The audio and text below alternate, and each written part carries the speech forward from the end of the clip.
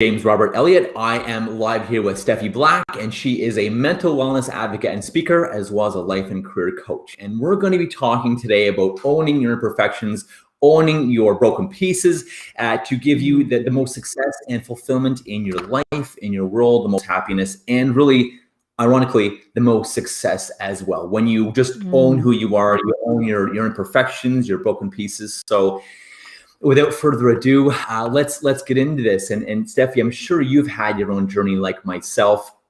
I've had a lot of stuff happen to me over the years. Traumas, everyone knows, I think from my channel, like being bullied and beaten up, picked on, teased, having suicidal thoughts because of that when I was 11, 12, 13.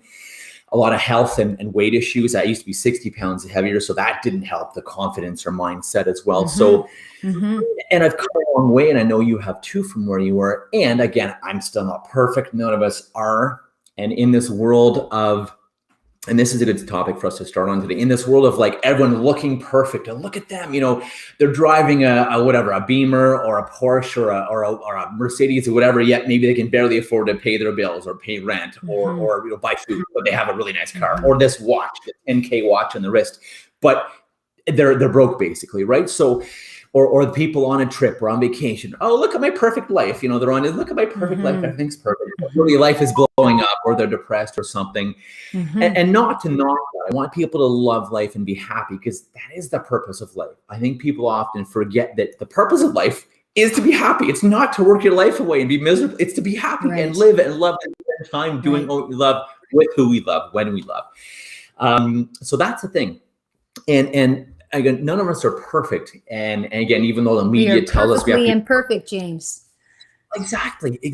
And I tell people, we're designed for our mission and purpose. We're imperfect in terms of maybe if we compare ourselves to others, which we got to stop, or compare ourselves to the norm or the ideal or the guy in the magazine or the woman on TV or the whatever. You know, however, I truly believe that we are designed perfect for our mission or our purpose, and the stuff that's happened to us. And I'd love to hear your thoughts on this. The crap that's happened to us has also designed us, trained us, prepared us, and given us the tools and knowledge and experience and probably even empathy for other people, no matter what it is you do, to do that, to do our mission and equip us. So I really think literally our imperfections are actually perfect and by design to help us live our mission and purpose. So, you know, I'd love your thoughts on that, and you know how you learn to own your broken pieces, because Lord knows I'm still not perfect. I've come a long way,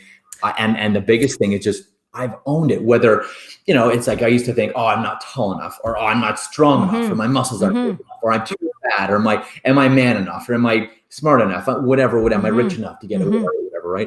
And it's just right.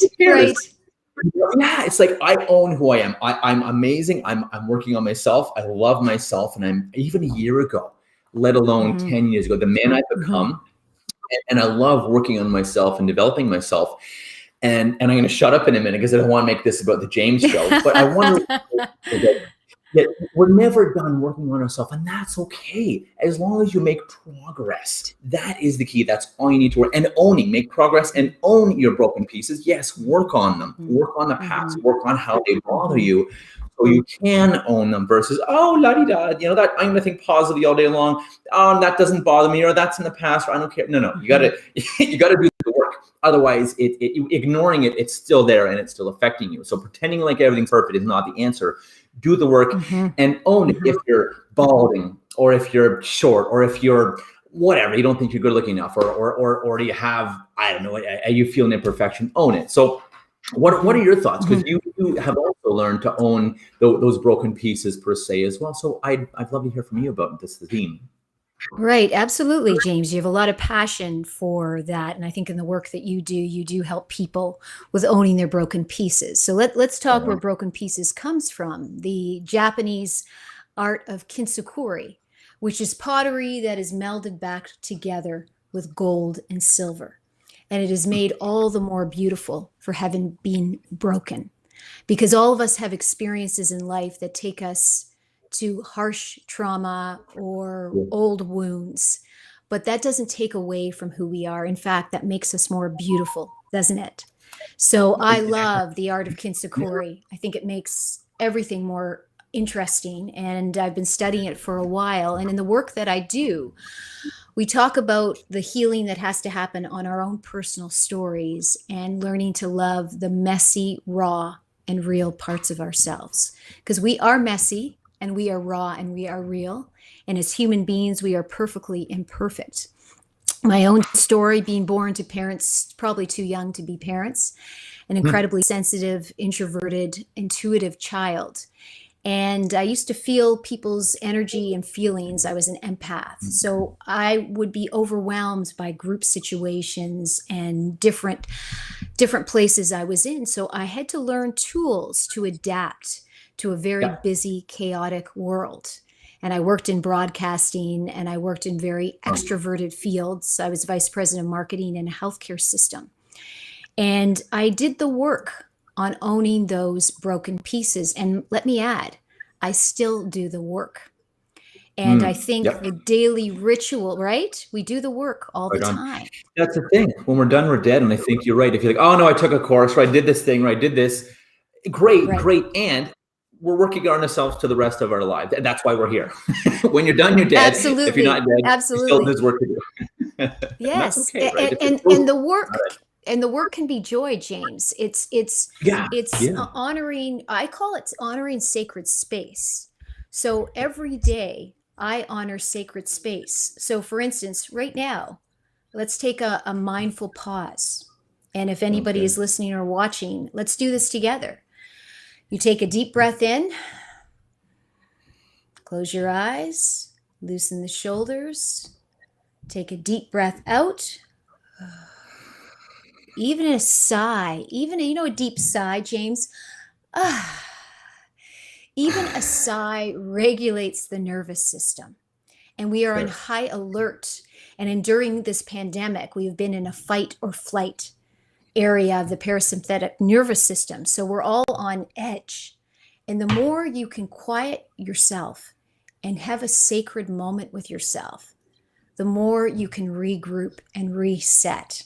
And so that's one simple tool I'll talk to people about. I'll say, have you paused in your day? What do you mean if I paused in my day? I've got to do this. I've got to do that. I've got to get back to this person. We don't have time not to do that. Yeah. And so the sacred space are the sacred rituals. So another example of that is I love the work of Tara Brach, who is right now doing a Radical Compassion Challenge. Don't you love that name? Radical Compassion. And we need that.